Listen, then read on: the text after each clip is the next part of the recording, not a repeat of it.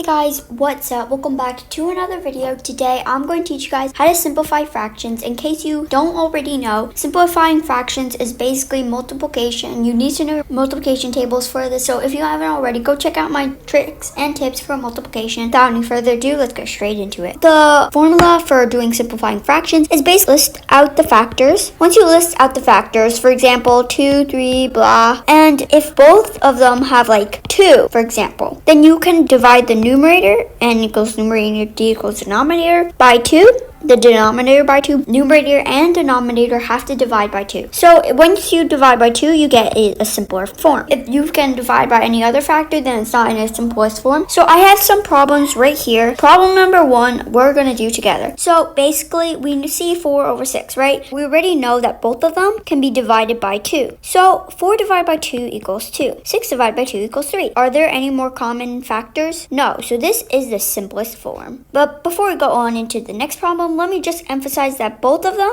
you have to divide by 2. Like numerator and denominator, you have to divide by 2. Okay, so problem number 2. So we both see that 16 can be divided by 8, so can 64. So let's do that and simple it down, because this looks like a really big number. 16 divided by 8 is 2, and 64 divided by 8 is, wow, 8. So then we get this. Is this the simplest form? Pause this video to figure out.